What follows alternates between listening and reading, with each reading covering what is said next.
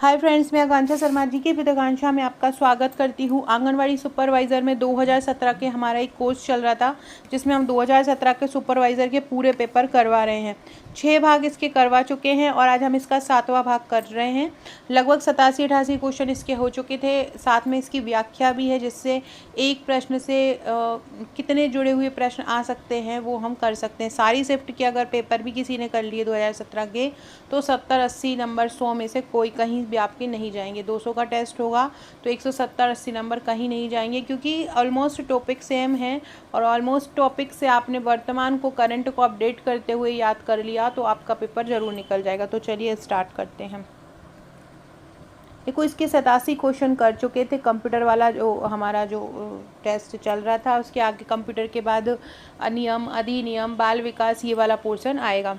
तो इसका आज का पहला क्वेश्चन है, ड्रैग ड्रॉप के लिए सेल कंटेंट की प्रतिलिपि बनाने के लिए किस कुंजी को दबाना चाहिए। तो देखो, एंड कुंजी तो एंड को करने के लिए होती है। शिफ्ट कुंजी किसी के भी साथ सहायता प्रदान करने के लिए शिफ्ट का उपयोग किया जाता है। एस कुंजी इसको गैप देने के लिए उपयोग किया जाता है, ESC कुंजी का। इसके अलावा एक जो सेल कंटेंट की प्रतिलिपि बनाने में उपयोग होता है या ड्रैग और ड्रॉप के लिए उपयोग होता है, वो होती है कंट्रोल, जिसको हम CTRL बोलते हैं। इनमें से कोई नहीं इसका आंसर हो जाएगा। ड्रैग और ड्रॉप के द्वारा सेल कंटेंट की प्रतिलिपि बनाने के लिए कंट्रोल कुंजी का उपयोग किया जाता है, याद रखना। ड्रैग और ड्रॉप के द्वारा सेल कंटेंट की प्रतिलिपि बनाने किसका किया जाता है, कंट्रोल कुंजी का उपयोग किया जाता है। जितनी भी ये शॉर्टकट की है, इनको भी मैं आपको MCQ करवा दूंगी। जो हमारा टॉपिक वाइज सीरीज़ चल रही है, A सीरीज़ हमारी सुपरवाइज़र की टॉपिक वाइज चल रही है, जिसमें मैंने टोटल 20 वीडियो करवा चुकी हूँ।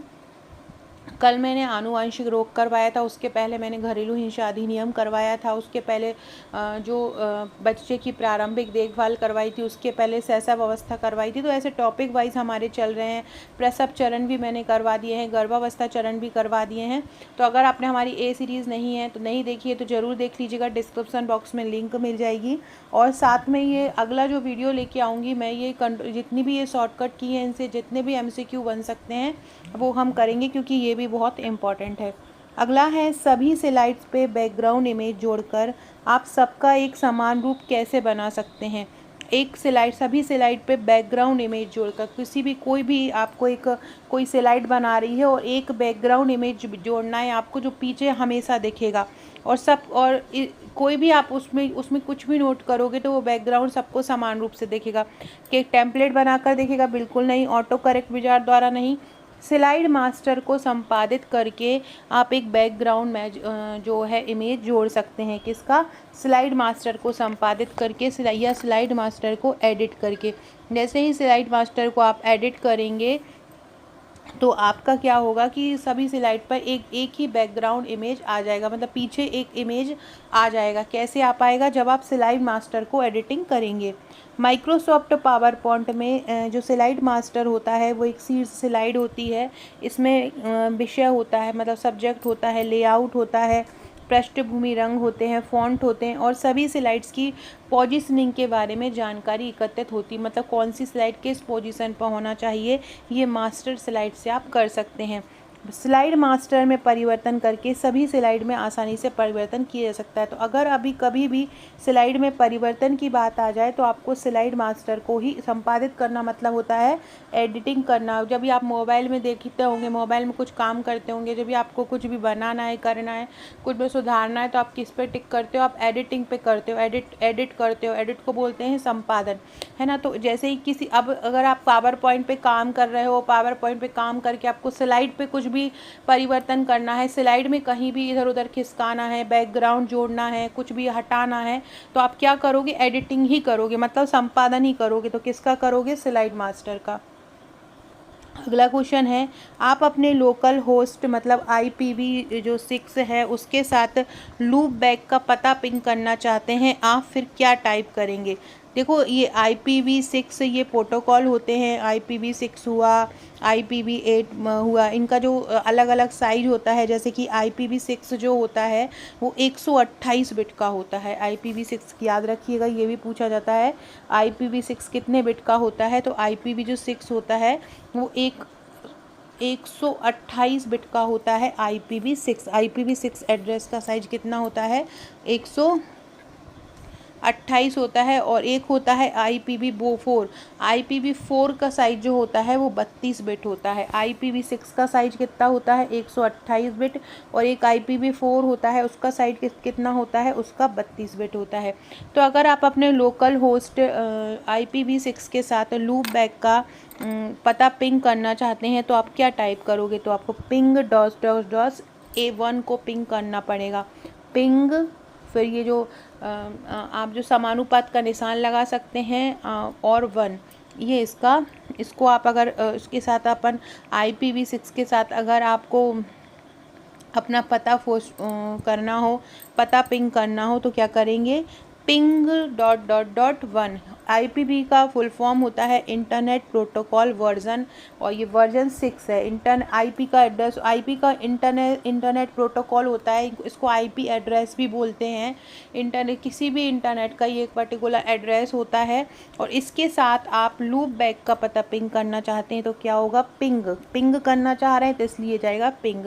लूप बैक पता क्या होता है? एक विशेष IP नंबर होता है जिसे मशीन के सॉफ्टवेयर लूप बैक इंटरफेस के लिए नामित किया जाता है। लूप बैक इंटरफेस IT पेशेवरों को टूटा या दूषित चालकों या हार्डवेयरों के बारे में चिंता किए बिना IP सॉफ्टवेयर का परीक्षण करने की सुविधा प्रदान करता है। तो आपको ये याद रखना है कि IPv6 कितने बिट का है? 128 बिट का है। इसका क्या फुल फॉर्म होता है? इसका फुल फॉर्म होता है इंटरनेट प्रोटोकॉल। अगर आपको लूप बैक पिंग करना है तो क्या हो जाएगा? पिंग .1 हो जाएगा।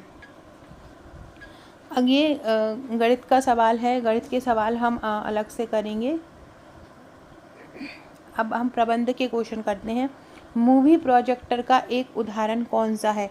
मूवी प्रोजेक्टर को हम क्या करेंगे, देखेंगे तो ये किस प्रकार का हो जाएगा? एक प्रक्षेपित सहायक उपकरण हो जाएगा जो हमें प्रक्षेपण करने में, अवलोकन करने में सहायता प्रदान कर रहा है। तो मूवी प्रोजेक्टर ना तो मौखिक होगा, ना लिखित होगा, ना अप्रक्षेपित होगा। कैसा हो जाएगा? प्रक्षेपित सहायक उपकरण हो जाएगा मूवी प्रोजेक्टर। याद रखना, मूवी प्रोजेक्टर किस प्रकार का उपकरण है? प्रक्षेपित सहायक उपकरण। इन क्वेश्चन से आपको समझने में सहायता मिलेगी कि किस प्रकार की सुपरविजन। आप लोग पता चला न्यूट्रिशन के पीछे पड़े हैं, गर्भावस्था पढ़ने डटे पड़े हैं, प्रसव अवस्था करने पड़े हैं, और क्वेश्चन अलग ही लेवल के आ रहे हैं। तो देख के बहुत समझ के तैयारी करना है आपको कि हर फील्ड को आप बराबर योगदान दे पाए। मूवी प्रोजेक्टर किसका उदाहरण है? तो मूवी प्रोजेक्टर एक प्रक्षेपित सहायक उपकरण है। क्या है मूवी प्रोजेक्टर? मूवी प्रोजेक्टर एक प्रक्षेपित सहायक उपकरण है। यह एक ऑटो मैकेनिकल डिवाइस है जो स्क्रीन पर प्रोजेक्ट करके मोशन पिक्चर फिल्म प्रदर्शित करता है।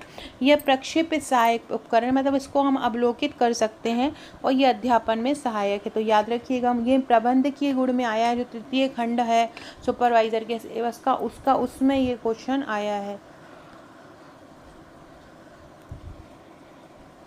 डैश में अनुशीर्षक मतलब एक कैप्शन होता है एवं एक्शन की आवश्यकता होती है। किस में होती है? रेडियो में तो कोई कैप्शन नहीं होता है, ना ही फिल्म में, ना टेलीविज़न में। पोस्टर जो होता है एक दीवार पर एक डिज़ाइन किया हुआ एक मुद्रित टुकड़ा होता है। इसमें यह शाब्दिक भी होते हैं और ग्राफिक भी होते हैं। पोस्टर आँख को पकड़ने और जानकारी पूर्ण होने के लिए, मतलब आप पोस्टर क्यों लगाया जाता है कि एकदम आपकी नज़र उस पर पड़े, और आप उससे पोस्टर इसलिए लगाए जाते हैं, जगह जगह लगाए जाते हैं कि ताकि आपकी जानकारी उन पर पड़े और आपको उसकी जानकारी मिल सके। आपकी आँखें उस पर पड़े और आपको उसकी जानकारी मिल सके। इसमें अनुशीर्षक और क्रिया की आवश्यकता होती है। तो किसमें कैप्शन एवं क्रिया की आवश्यकता होती है? पोस्टर में। किसमें? पोस्टर में क्रिया की भी आवश्यकता होती है और कैप्शन की भी आवश्यकता होती है। अगला है, इनमें से कौन संचार प्रक्रिया का चरण नहीं है? तो देखो, संचार प्रक्रिया के चरण फीडबैक भी होता है, कोडन जिसको इनकोडिंग बोलते हैं, चैनल भी होता है। प्राप्तकर्ता जो होता है वो संचार प्रक्रिया में नहीं आता है। संचार प्रक्रिया जब तब तक पहुंच नहीं जाती तब तक की बात है, लेकिन इसमें प्राप्तकर्ता संचार प्रक्रिया के चरण में नहीं आएगा।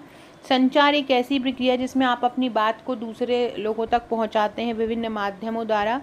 ये रचना से शुरू होकर पुनर्निवेशन पर ख़त्म होती है, मतलब इनकोडिंग से शुरू होकर डिकोडिंग पर ये ख़त्म होती है। प्राप्तकर्ता संचार प्रक्रिया का चरण नहीं होगा, बाकी फीडबैक भी होगा, मार्ग भी होगा, कोडन भी होगा और प्राप्तकर्ता नहीं होगा। शाब्दिक मौखिक संचार का एक उदाहरण नहीं है। देखो, टेलीफोन द्वारा मौखिक संचार कर सकते हैं, अपनी बात दूसरे तक पहुंचा सकते हैं। शब्दों के द्वारा भी पहुंचा सकते हैं। साक्षात्कार मतलब एक दूसरे से साथ बात करके भी पहुंचा सकते हैं। लेकिन लेखन द्वारा अमौलिक, जब आप लिख के किसी को कोई चीज़ बता रहे हो तो वो मौखिक संचार नहीं होगा, क्योंकि लिखने से बता रहे हो तो वो कौन सा संचार होगा, वो लेखन वाला संचार होगा, मौखिक संचार नहीं होगा। तो इसका आंसर क्या हो जाएगा, लेखन इसका आंसर हो जाएगा। बाकी टेलीफोन, शब्द और साक्षात्कार ये मौखिक संचार के भाग हैं। मौखिक संचार में सूचना का संचार बोलने एवं सुनने की विधि से होता है। यह संचार का सबसे लोकप्रिय और परंपरागत रूप है। यह एक मार्गी भी हो सकता है। मौखिक संचार मतलब हो सकता है आप ही बोलो, सामने वाला ना बोले, और दुई मार्गी भी हो सकता है, जैसे कि फ़ोन पे बात करें, इधर से भी आप बोलो उधर से भी, है ना। रेडियो, फिल्में, शब्द, टेलीफोन, साक्षात्कार, वार्तालाप, सम्मेलन इसी के उदाहरण हैं, जबकि जो लेखन है वो मौखिक संचार का उदाहरण नहीं है। अगला है, इसमें से कौन संचार का एक परिप्रेक्ष्य नहीं है। क्रांतिक बिल्कुल है, आधुनिक है, आधुनिक पश्चात, प्रजातांत्रिक। कोई प्रजातांत्रिक तो मतलब होता है जहाँ प्रजा की चल रही हो, संचार में व्यक्ति खुद का ही अपनी बात बोलता है, सुनता है। प्रजातांत्रिक कोई संचार का एक भाग नहीं होगा। संचार पारस्परिक रूप से समझने वाले संकेतों एवं अर्थिक नियमों के उपयोग के माध्यम से एक इकाई या समूह से दूसरे के अर्थ को समझने का एक उद्देश्य है।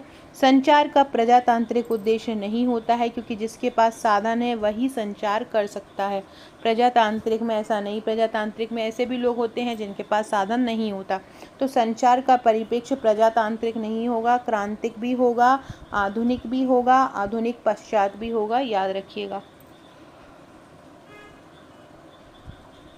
देख रहे हैं संचार से कितने क्वेश्चन आ रहे हैं, मतलब संचार को बहुत ज़्यादा आपको ध्यान में रखना है। संचार से बहुत ज़्यादा क्वेश्चन आ रहे हैं, संचार को बहुत ज़्यादा फोकस करना है। संचार क्या प्रदान करने का कार्य है, प्रशिक्षण, सूचना, ज्ञान या संदेश।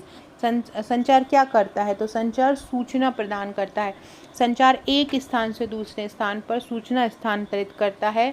संचार की विभिन्न श्रेणियां हैं, जिसमें मौखिक संचार है, गैर मौखिक संचार है, लिखित संचार है, विजुअलाइजेशन है। ये सारा का सारा संचार में आना। देखिए फ्रेंड्स, अगर आपने सुपरवाइज़र में 100% सिलेक्शन लेना है तो आपको एक स्मार्ट स्ट्रेटेजी अपनानी होगी। स्मार्ट स्ट्रेटेजी का मतलब एक भेड़ चाल में नहीं पढ़ना है आपको, एक ही प्रकार के क्वेश्चन को बहुत ज़्यादा नहीं है। मैं बता रही हूँ ना, जैसे कि ये पता चला न्यूट्रिशन ही पढ़ने लगे हैं, रोग ही पढ़ने लगे हैं, गर्भावस्था पढ़ने लगे हैं, प्रसव अवस्था पढ़ने लगे हैं। हर टॉपिक को आपको बराबर फोकस करना है और उस पुराने पेपर का स्पेशली अवलोकन करना है।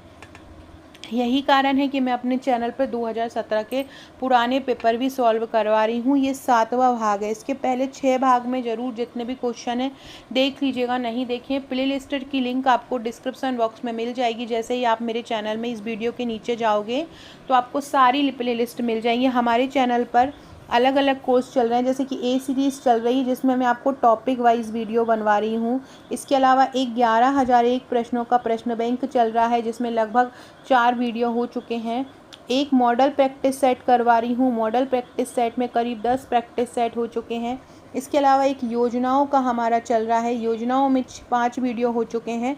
तो ये पूरा कोर्स के अलावा एक 2017 के प्रीवियस ईयर्स, ये सारे के सारे हमारे चैनल पर चल रहे हैं। सारी लिंक आपको डिस्क्रिप्शन बॉक्स में मिल जाएगी। आप चाहें तो ये सारी PDF आपको आप ऑनलाइन हमारा ग्रुप ज्वाइन कर भी ले सकते हैं। हमारा नोट्स परचेस करके हमारा जो सुपरवाइज़र का पैकेज है उसमें आपको टोटल 7 बुकलेट मिलती हैं, 7 बुकलेट आपकी मिलती हैं। एक इसमें 3000 प्लस MCQ या वस्तुनिष्ठ प्रश्न की बुकलेट मिलती है।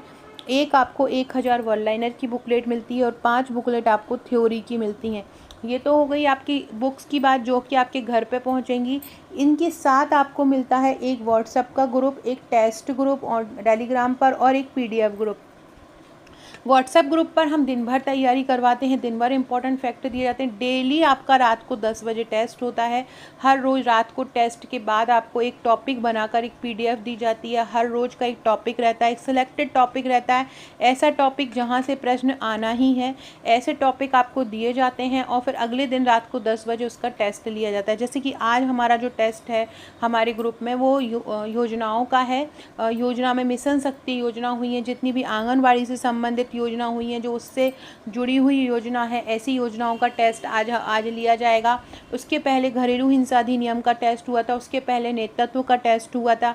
इसी प्रकार हर सारे के सारे जो टॉपिक हैं हम अपने ग्रुप में कराते हैं। ICMR रिपोर्ट हो, वो हम ट्रिक से, कोई भी अधिनियम हो उसकी धाराएं आपसे याद नहीं होती हैं तो हम पूरे अध्याय पूरी धाराएं ट्रिक द्वारा कराते हैं। सारा का सारा दामोदार हम पे है, हम आपको कराएंगे, बस आपको हमसे जुड़ना है। अगर आप हमारे नोट्स लेना चाहते हैं फिर उसके बाद ग्रुप से जुड़ना चाहते हैं, उसका चार्ज 1499 है। केवल आप अगर हमारे ग्रुप से जुड़ना चाहते हैं तो 799 में आप हमारे ग्रुप ज्वाइन कर सकते हैं, जिसमें आपको जो सारी फैसिलिटी वही मिलेंगी जो नोट्स लेने पर मिलती हैं, बट अकेले जो नोट्स हार्ड कॉपी में जाते हैं बस वही नहीं मिलेंगे, बाकी सारी चीज़ें आपको मिलेंगी। अगला क्वेश्चन है, लक्ष्य हमें किस चीज़ में मदद करते हैं? संचार करने में, सफल होने में, कार्य करने में या प्रेरित करने में? लक्ष्य संचार करने में मदद करते हैं। लक्ष्य संचार करने में मतलब लक्ष्य अपनी बात दूसरों तक पहुंचाने में मदद करते हैं। संचार प्रेषक का प्राप्तकर्ता को सूचना भेजने की प्रक्रिया को कहा जाता है।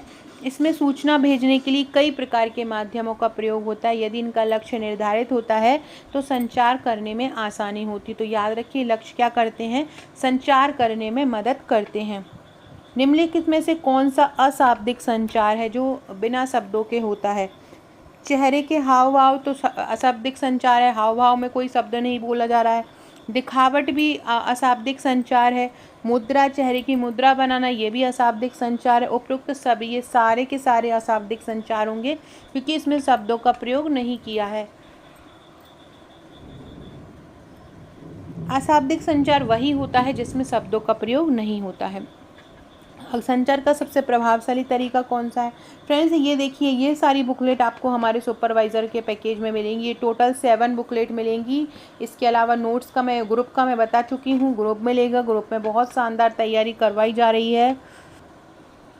ये इस प्रकार का एक आपको हमारा 3000 प्लस MCQ का एक वस्तुनिष्ठ प्रश्न का सेट मिलेगा हमारे नोट्स के ही साथ। ये पूरी 7 बुकलेट इस तरह से आपके घर पे पहुंचेंगी। और साथ में जैसे ही आप पेमेंट करते हैं 1499 में, हम आपको हमारे ऑनलाइन ग्रुप से, हमारे टेस्ट ग्रुप से, ये सारे ग्रुप से जोड़ लिया जाएगा, जहाँ पे आपकी तैयारी स्टार्ट हो जाएगी। डेली आपको अलग से ना तो कहीं पे टेस्ट सीरीज़ ज्वाइन करना है, ना कहीं आपको ऑनलाइन ग्रुप ज्वाइन करना है, ना कुछ बुक्स लेना है। हम बुक्स भी दे रहे हैं, हम आपको टेस्ट भी करा रहे हैं, हम आपको MCQ भी दे रहे हैं। हर दिन हर टॉपिक के लगभग हम 10 से 20 हज़ार क्वेश्चन आपके करवाएंगे। ये इस प्रकार की बुक आपके घर से पहुंचेंगी जो आपको मिलेंगी। तो अगर आप ये लेना चाहते हैं तो आप मुझे व्हाट्सअप कर सकते हैं। बहुत ही शानदार ये नोट्स हैं और बहुत ही शानदार ये जिस तरह से ये कवर किए गए हैं, और हम बहुत शानदार आपकी तैयारी कराना चाहते हैं। तो या तो आप बुक्स ले लीजिए कि जो लेके ग्रुप से जुड़ जाइए अगर आप पे कोई बुक्स नहीं है, और अगर आप पे बुक्स हैं तो केवल आप हमारा ऑनलाइन ग्रुप भी ज्वाइन कर सकते हैं। बहुत ही शानदार ग्रुप है, जो लोग जुड़े हैं उनकी तैयारी बहुत शानदार हो रही है। इसमें एक क्वेश्चन पूछा था कि संचार का सबसे प्रभावशाली तरीका कौन सा है? ऑप्शन आपके हैं शाब्दिक, अशाब्दिक, लिखित या उपयुक्त सभी। तो संचार का जो सबसे प्रभावशाली तरीका है वो है लिखित। संचार से आशय किसी उद्यम के भीतर विभिन्न क्रियात्मक समूह की वह क्षमता है जिसके माध्यम से वह एक दूसरे के कार्यों और चिंताओं को समझते हैं। संचार कई प्रकार के होते हैं, जिसमें सबसे प्रभावशाली जो तरीका होता है वो लिखित। बहुत इंपॉर्टेंट है, याद रखिएगा। संचार का सबसे प्रभावशाली तरीका कौन सा होता है? लिखित होता है। इनमें से कौन संचार प्रक्रिया का एक प्रकार है? एक तरफा, द्वितरफा, तीन तरफा, इनमें से कोई नहीं। एक संचार प्रक्रिया का दो तरफा हो सकता है। यहाँ से आपने बात की और यहाँ से आपने बात सुनी। आप फ़ोन पे जैसे बात कर रहे हैं तो आप जैसे आपने मुझे फ़ोन लगाया तो मैं आपसे बात करूँगी, आपने मुझे हेलो किया तो मैं भी आपको हेलो करूँगी, आप मुझे कुछ पूछेंगे मैं आपको कुछ बताऊँगी, तो ये दो तरफा संचार हो जाएगा। मैंने भी अपनी बात आप तक पहुँचाई है, आपने भी अपनी बात मुझ तक पहुँचाई है, तो ये कौन सा प्रकार हो जाएगा? संचार का दो तरफा प्रकार हो जाएगा। अगला है, इनमें से कौन संचार की एक विशेषता नहीं है? इसमें एक से अधिक व्यक्ति शामिल होते हैं, बिल्कुल होते हैं। इसमें सूचना का संप्रेषण होता है, बिल्कुल होता है। ये बोलने की कला तक सीमित नहीं है, बिल्कुल ऐसा। ये अच्छे मानवीय संबंधों को बढ़ावा देता है। ये कोई संचार की विशेषता में नहीं आता। संचार में सूचना को एक माध्यम द्वारा प्राप्तकर्ता तक पहुंचाया जाता है। ऐसा ज़रूरी नहीं है कि इससे मानवीय संबंधों को बढ़ावा है। संचार बेकार तरीके से भी हो सकता है। कोई गाली गलौज करके अपनी बात किसी को पहुंचा रहा हो कि आपने ये गलती करी, तो उसमें कोई संबंध सही तो हो नहीं रहे हैं, है ना। तो ये मानवीय संबंधों को बढ़ावा नहीं देता है। बाकी इसके इफेक्ट सही हो जाएंगे। किस प्रकार का नियोजन लंबी समयावधि में होने वाले विकास का ब्लूप्रिंट होता है? परिप्रेक्ष्य नियोजन। कौन सा? एक परिप्रेक्ष्य नियोजन होता है। ये लंबी समयावधि में होने वाले विकास का ब्लूप्रिंट होता है। परिप्रेक्ष्य नियोजन लंबी अवधि के विकास के उद्देश्यों और लक्ष्यों के बारे में एक ब्लूप्रिंट होता है। यह 15 से 20 साल की एक योजना होती है जो उच्च विशेष कार्य और 5 साल की योजनाओं और वार्षिक योजनाओं के माध्यम से परिचालित होती है। कौन सी? परिप्रेक्ष्य नियोजन। परिप्रेक्ष्य नियोजन कितने सालों के लिए होती है? 15 से 20 सालों के लिए होती है और लंबी समयावधि के विकास का एक ब्लूप्रिंट ये होता है। फ्रेंड्स, हमारा जो ग्रुप है उसमें हम ये वाली PDF भी भेजेंगे। इसके जो पिछले भाग हैं, 5 भाग के टेस्ट भी हमारे ग्रुप में हो चुके हैं। मतलब हमने ये PDF पहुंचाकर बच्चों से इसका टेस्ट भी ले लिया है, ताकि साथ साथ में उनके पुराने पेपर भी तैयार होते रहें। हमारा ये टारगेट है कि पुराने पेपरों से ही सीखें, उनसे कैसे प्रश्न ले सकते हैं, उनसे और एडवांस प्रश्नों की आपको तैयारी करना है, क्योंकि ये 2017 का पेपर है। 2024 इससे भी ज़्यादा एडवांस हो गया है। अगला क्वेश्चन है, भारत के 14 प्रमुख बैंकों का राष्ट्रीयकरण किस योजना में हुआ था? तो भारत का जो 14 प्रमुख बैंकों का जो राष्ट्रीयकरण हुआ था वो कब हुआ था? तो वो चौथी पंचवर्षीय योजना में हुआ था। कब हुआ था? चौथी पंचवर्षीय योजना में हुआ था। 19 जुलाई 1969 में 14 सबसे बड़े जो बैंक हैं उनका वाणिज्यिक बैंकों का राष्ट्रीयकरण हुआ था, जिनमें देश का 85% राशि जमा थी। तत्कालीन प्रधानमंत्री इंदिरा गांधी द्वारा यह चौथी पंचवर्षीय योजना के दौरान किया गया। चौथी पंचवर्षीय योजना कब से कब तक थी? तो 1969 से 1974 तक चौथी पंचवर्षीय योजना थी। कि कब से कब तक थी? 1969 से 1974 में थी।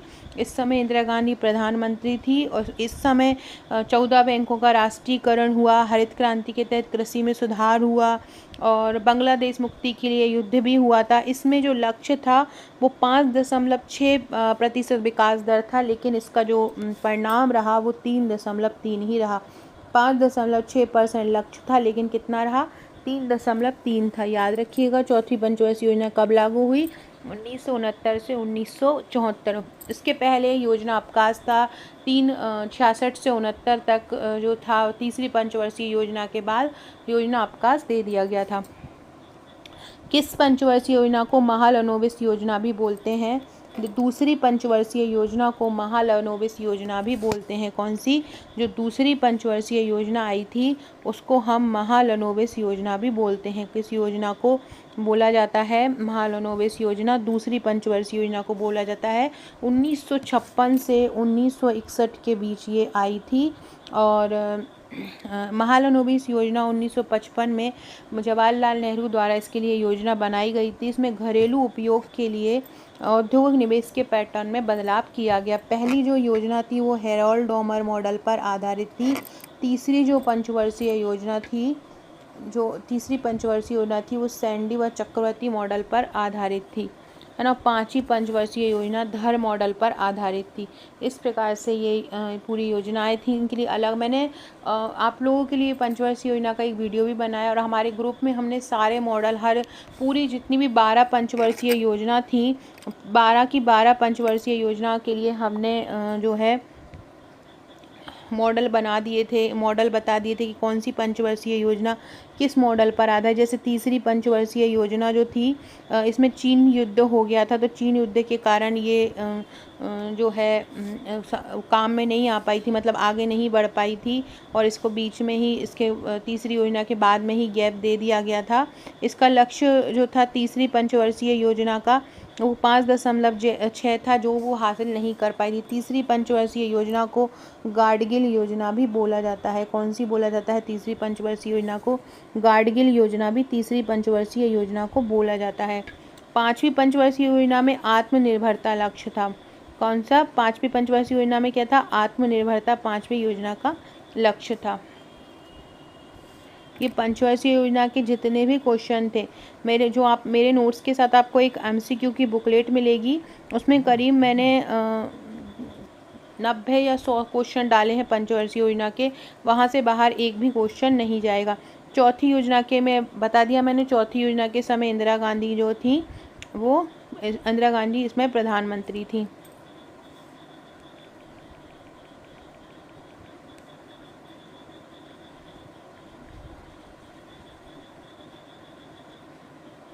चौथी योजना जो थी एक मेनन मॉडल पर भी आधारित थी, याद रखिएगा, अशोक रुद्र मेनन मॉडल पर आधारित थी।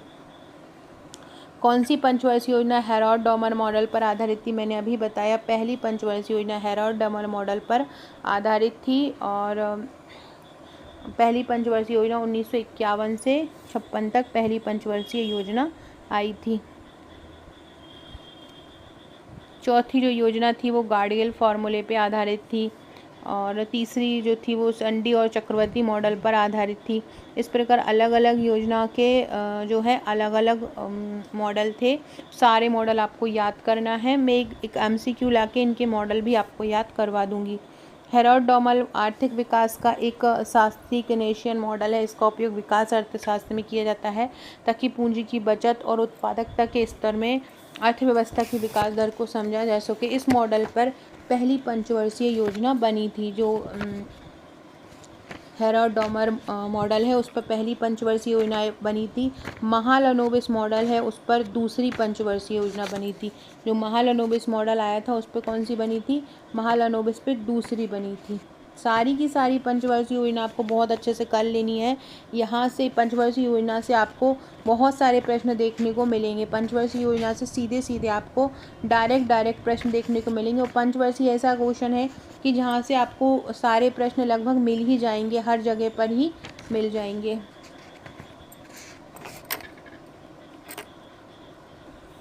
फ्रेंड्स, एक और बात याद रखिए, जो पहली पंचवर्षीय योजना है वो किस पे आई थी? डॉमर पर आधारित थी। दूसरी जो आई थी, दूसरी किसकी थी? महालनोबिस पे आधारित थी ना। दो हो गए दोनों, पहली डॉमर पे, दूसरी महालनोबिस पे। जो तीसरी योजना आई थी वो सुखमय चक्रवर्ती मॉडल पर आधारित थी। सुखमय चक्रवर्ती मॉडल पर आधारित थी तीसरी योजना।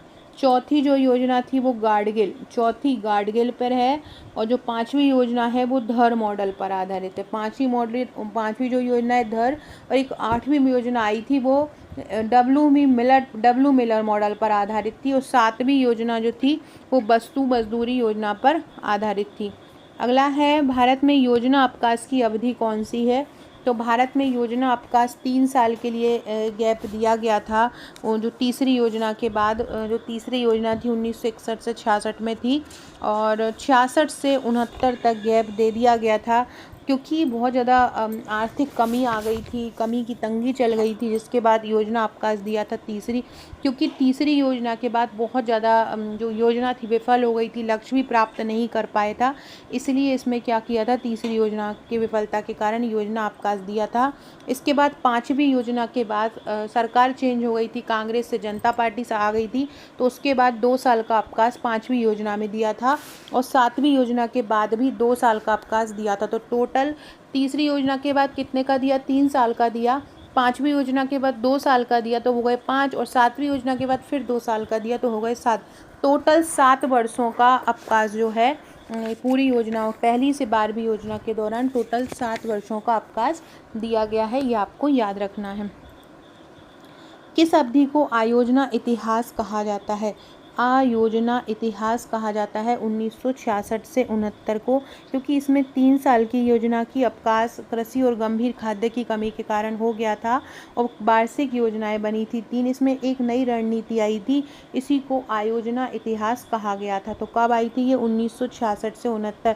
तीसरी योजना के बाद जो एक अवकाश दिया गया था 1966 से 69 को, उसी अवकाश को कहा जाता है आयोजना इतिहास। फ्रेंड, डिस्क्रिप्शन बॉक्स में आपको मेरे व्हाट्सएप, टेलीग्राम, फेसबुक, ट्विटर का लिंक मिल जाएगा। अभी तक आपने अगर ज्वाइन नहीं किया है तो ज्वाइन कर लीजिएगा। इसके अलावा इंस्टाग्राम को अगर आपने ज्वाइन नहीं किया है तो इंस्टाग्राम को भी ज्वाइन कर लीजिएगा। आकांक्षा 1957 मेरी इंस्टाग्राम आईडी है। आकांक्षा 1957 ये मेरी इंस्टाग्राम आईडी है। अगर आपने नहीं लिया हो तो फॉलो कर लीजिएगा। अगर आप हमारे नोट्स लेना चाहते हैं, हमारे ग्रुप से ज्वाइन होना चाहते हैं तो इस नंबर पर आप मुझे व्हाट्सअप कर दीजिएगा। अगला है, कौन सा सामाजिक समूह पसंद के अनुसार होता है? प्राथमिक, बाह्य समूह, स्वयंसेवी समूह, प्रमुख में से कोई नहीं। तो जो पसंद के अनुसार जो बनता है वो होता है स्वयंसेवी समूह। कौन सा? स्वयंसेवी समूह होता है वो पसंद के अनुसार बनता है। स्वयंसेवी समूह ऐसे व्यक्ति के समूह होते हैं जो स्वयं सेवकों के रूप में एक समझौते के रूप में प्रवेश करते हैं। उनका उद्देश्य होता है व्यापार संघों, ट्रेड यूनियन, व्यावसायिक संगठन, पर्यावरण। ये जो समूह बनते हैं स्वयं की इच्छा से बनते हैं, स्वयं की पसंद से बनते हैं, इसलिए इनको हम स्वयंसेवी समूह बोलते हैं। तो ये सामाजिक समूह कैसा बनता है? पसंद के अनुसार बनता है। सो फ्रेंड्स, ये था हमारा आज का वीडियो। इसकी पीडीएफ हमारे जो पेड ग्रुप है वहाँ पहुँचा दूँगी। इसका परसों नरसों में टेस्ट ले लूँगी तो आपके पूरे फैक्ट तैयार हो जाएंगे। इसका जो नेक्स्ट पार्ट है, 8वां पार्ट, नेक्स्ट वीडियो में लेके आऊँगी। वीडियो अच्छा लगे तो लाइक शेयर सब्सक्राइब जरूर कीजिएगा। Okay friends, thank you.